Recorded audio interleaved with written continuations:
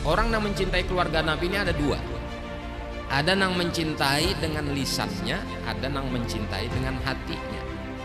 Manakala ia mencintai dengan lisannya, ketika terjadi sesuatu yang membuat anggota batang tubuhnya tidak nyaman, nyampe mencintai.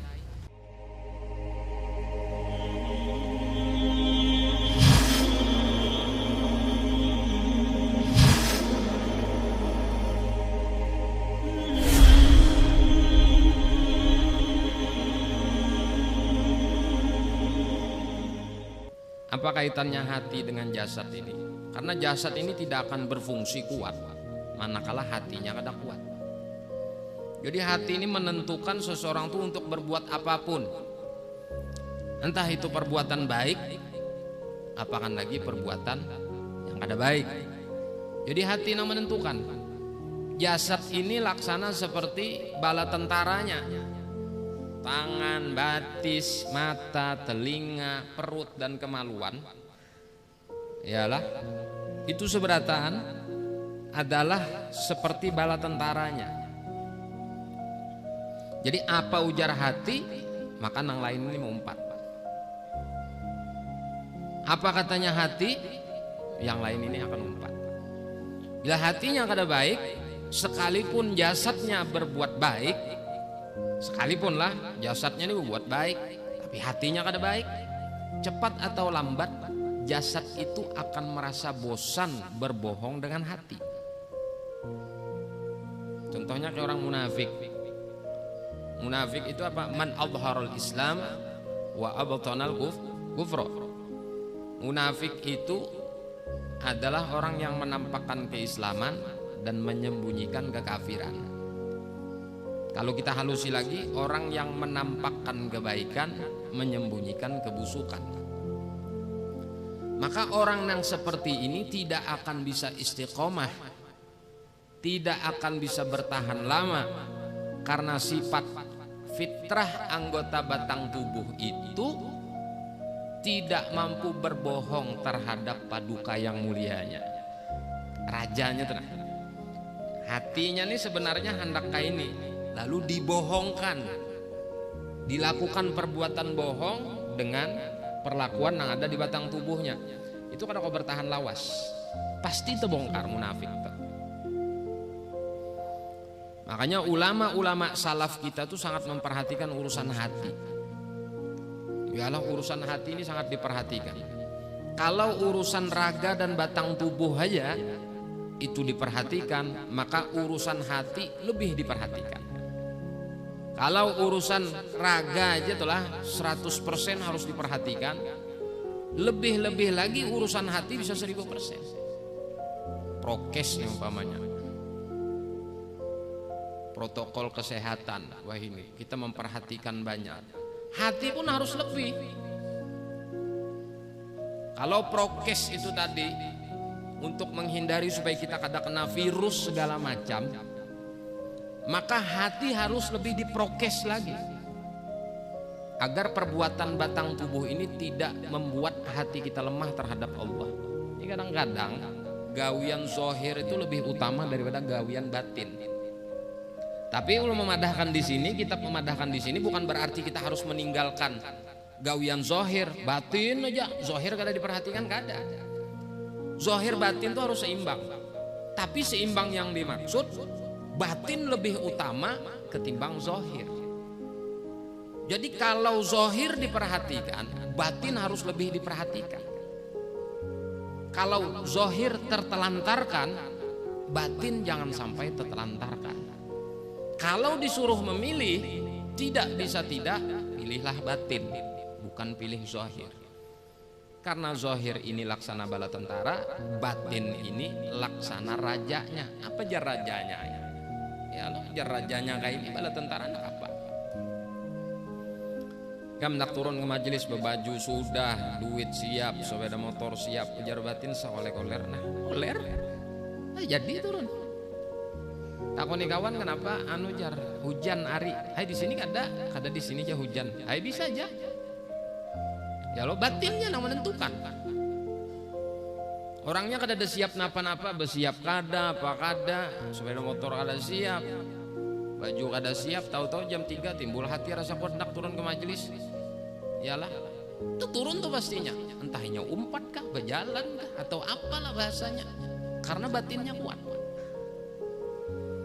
Nah, ini urusan batin. Begitu pula contoh mahabbah kepada ahlul bait, cinta kepada keluarga Nabi SAW. Orang yang mencintai keluarga Nabi ini ada dua. Ada yang mencintai dengan lisannya, ada yang mencintai dengan hatinya. Manakala ia mencintai dengan lisannya, ketika terjadi sesuatu yang membuat anggota batang tubuhnya tidak nyaman, nyampe mencintai. Karenanya mencintai secara lisan.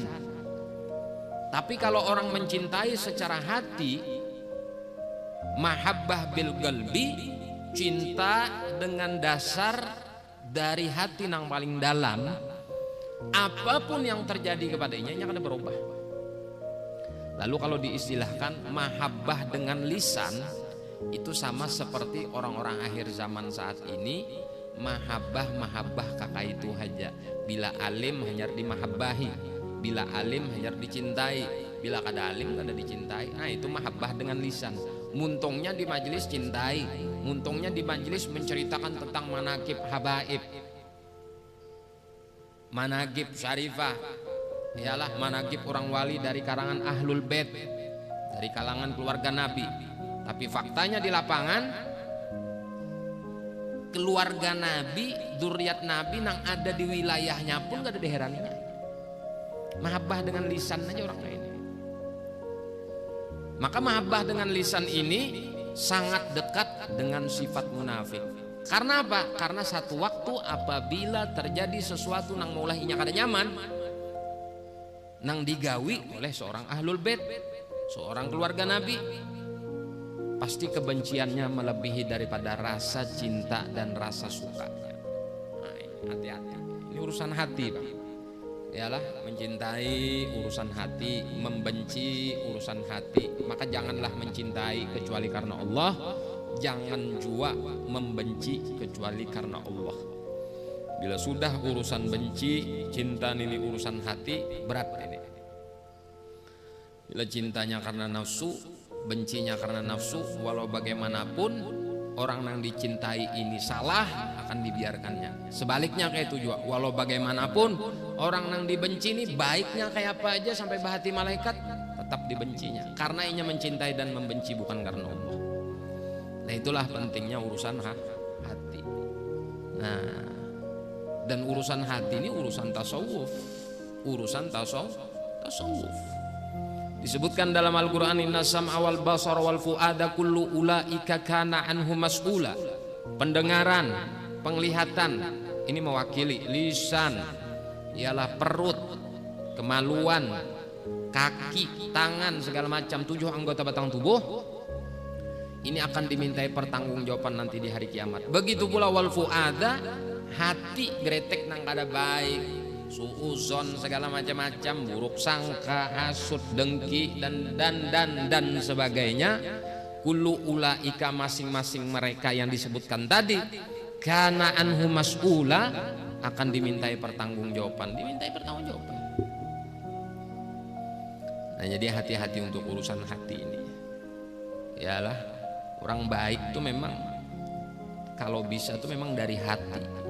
Walaupun awalnya berat, justru orang berbuat baik dengan berat itu nang asli. Bila orang tuh berbuat baik begitu lapang, tenang dan tentram, sedangkan inya tidak terbiasa berbuat baik, patut diragukan, jangan-jangan itu karena nafsu. Salaf tuh bang, orang-orang bahari, ulama-ulama bahari itu baik luar biasa. Itu karena membiasakan diri. Coba lihat hati kita bila bulan puasa, ada suah ke masjid, bila sudah tarawih ke masjidan, rajin penyungsungnya pada orang, rasa kada ada berat be ditakoni hakonnya ikam turun, aku aja rasa lapang. Lihati aja 10 hari pertama mun inya kawa kuat dasar harat, 10 hari kedua ampih, Kenapa? Karena ibadahnya ditopang